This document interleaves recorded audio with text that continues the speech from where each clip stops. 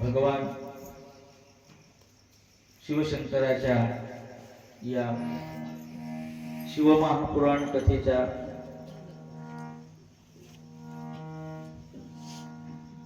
शुभारंभी तसंच वेदांताचार्य कृपाळू संत गुरुमाऊली ब्रह्मनिष्ठ संत गुरुवर्य श्री भगवान महाराज सिद्धांताश्रम वरवंड यांच्या आशीर्वादाने या भागामध्ये संपन्न होत असलेला हा ब्रह्मानंदानुभूती अष्टमी उत्सव,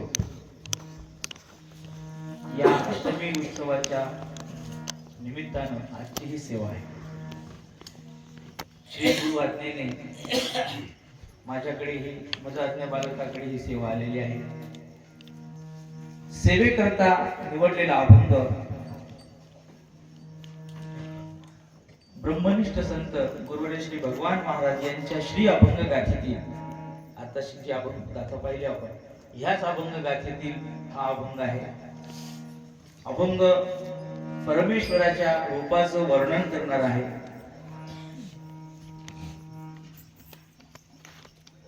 तसंही स्वतःच्या आरंभी भगवंताच्या नामाचा वा रूपाचं वर्णन करणारा हा अभंग असावा या नियमाप्रमाणे हा अभंग सेवेकरता घेतलेला आहे. भगवंताचं मनोहर अशा स्वरूपाचं रूप पाहिल्यानंतर त्या भगवंताच्या रूपाचं दर्शन झालं. ती अभिज्ञा प्रत्यक्ष झाल्यानंतर चित्तामध्ये जो भाव निर्माण झाला त्याचा उत्तरीय जो काही परिणाम व आनंदानुभूती, इथे ब्रह्मानंदानुभूती आहे, या भगवंताच्या दर्शनाने जी अनुभूती प्राप्त झाली त्याचं वर्णन या अभंगामधून केलेलं आहे. अभंग मूर्ती श्री अभंग गाथा पूजनीय गुरुवर बाबांच्याच अनुभवाचं हे शास्त्र आहे. हा अभंग कुठल्या उद्देशाने निर्माण केला हे बाबांच्याच मुखातून ऐकायला पाहिजे.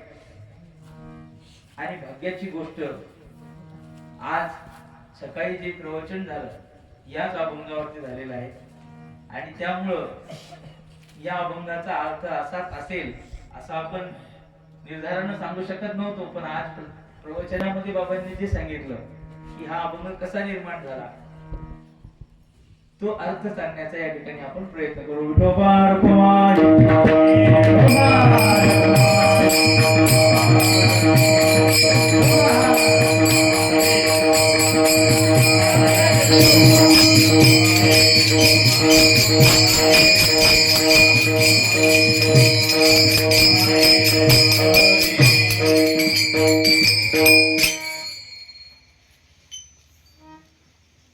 द्वेभावो ब्रह्मणो रूपे मूर्तंचा मूर्तैवच. श्रुती सांगते की परमात्मा परब्रह्म याचे दोन रूप आहेत, एक मूर्त रूप आणि दुसरं अमूर्त रूप. मूर्त रूप हे इंद्रिय गोचर, या इंद्रियांनी जे व्यक्त होते त्याला मूर्त रूप म्हणतात. परंतु जे इंद्रिय गोचर आहे, मनवाचातीत आहे, असं जे रूप आहे ज्याला तुझ सगुण म्हणू की निर्गुण रे, असं माऊली ज्ञानेश्वर महाराज म्हणतात. सगुण निर्गुण एकू गोविंद रे, तुझ सगुण म्हणू की निर्गुण रे.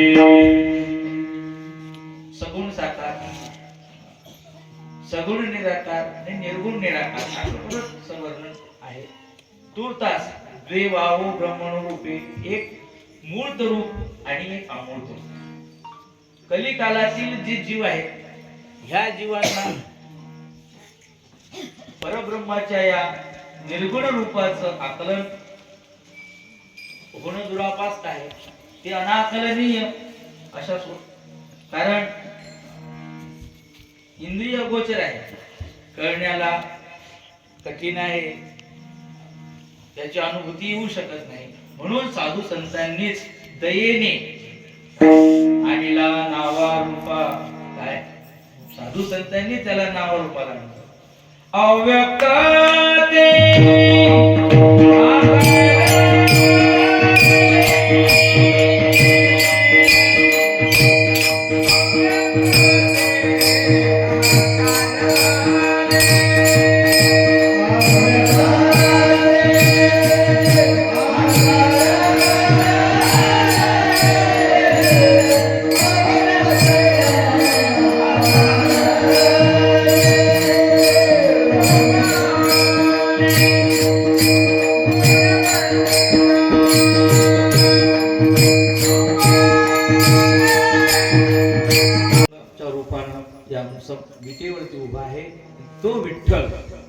शब्द सांगत आहे.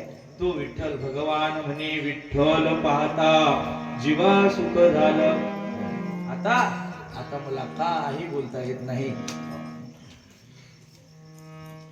रामायणामध्ये रामप्रभू वाटिकेमध्ये गेल्यानंतर फुलं आणण्याकरिता तिथे सीता माता आली. तर सीता सुंदरी, आता तिथे राजकुमारी होती. मग त्या राजकुमारीला पाहायचं रामाच्या दर्शनाचा योग आला, श्रीरामाचं दर्शनाचा योग आला. मग सीता राजकुमारीने श्रीरामाला पाहिल्यानंतर डोळे भरून पाहिलं आणि पाहिल्यानंतर डोळे बंद केले. मग त्यावेळेला तिची सखी काय म्हणते, अगं आतापर्यंत तर खूप मोहित झाली होती, आतुर झाली होती, माझा प्राणवल्लभ जे मनात मांडलं स्वप्नातला राजकुमार काय असेल, आता पाहायचं तर पाहणं सोडून दिलं आणि डोळे का बंद केले. तेव्हा ती म्हणते की या जगामध्ये मला जे पाहण्यासारखं होतं असं जे परब्रह्म तत्व आहे ते मी पाहिलं आणि पाहता जीवा सुख झालं, माझ्या जीवाला समाधान झालं. आता ते रूप मी माझ्या या डोळ्याद्वारे माझ्या हृदयामध्ये समाविष्ट केलं. आता हृदयामध्ये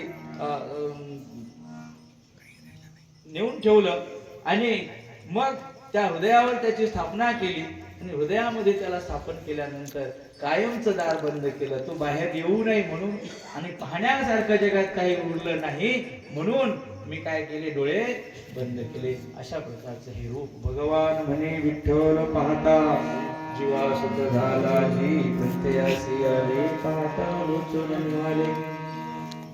अभंग पूजनीय बाबांच्या श्री अभंग गाथेतील प्रत्यक्ष मूर्ती या ठिकाणी बाबाच आपल्या समोर या ठिकाणी आहेत आणि या अभंगाला स्पर्श करणं म्हणजे सूर्यासमोर काजव्याने आपली हुडहुडी दाखवण्यासारखं आहे.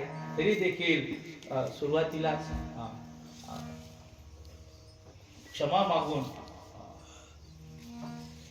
अभंगाला स्पर्श करण्याचा प्रयत्न केला. यामध्ये न्यूनते पुरते अधिकते सरते करून घ्या मी तुम्हा संताते विनवितसे. शास्त्र सहित जे आहे हा सर्व पूजनीय बाबांचाच या ठिकाणी प्रसाद आहे असं समजून ते ग्रहण करायचं. शास्त्र विरुद्ध वाटला असेल तो माझा अज्ञा बालकाचा वाणीचा दोष समजून तो परत करावा. झालेली सेवा भगवान शिवशंकर पूजनीय गुरुरे बाबांच्या चरणी समर्पित करून सेवा या ठिकाणी थांबणार आहे.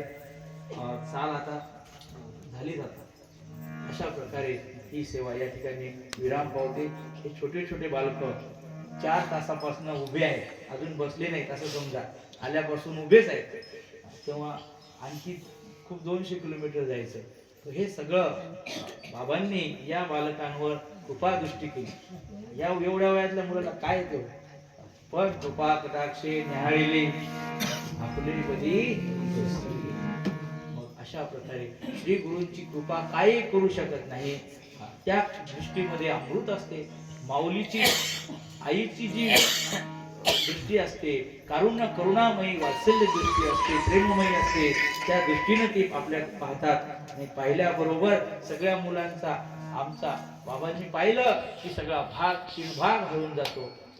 अशा ही कृपामयी दृष्टी सतत तुम्हा गुरुवरे बाबांची अशीच बरसत राहो अशी भगवत चरणी प्रार्थना करून सेवेला या ठिकाणी विराम. खरोखर तुम्ही धन्य आहात की या गावामध्ये बाबांचं आधी वास्तव्य झालं आणि याच गावामध्ये पुन्हा बाबांचे पदस्पर्श या ठिकाणी झाला.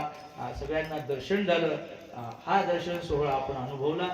अशाच प्रकारचा हा दर्शन सोहळा आपल्याला नेहमी प्राप्त व्हावा याकरता आपल्याला सुद्धा काही प्रयत्न करायचे आहेत. आश्रमात येत चला, तिथे मोठा उत्सव असतो, पारायण होते, प्रवचन असतात. हे मुलं तिथे घडतात, तुमचे मुलं तिथे टाका, म्हणजे हे मुलं आणायचं काम पडणार नाही. कारण हे काही फुकट आले का, यायला तर आणण्याकरता भाडं लागलं आहे की नाही.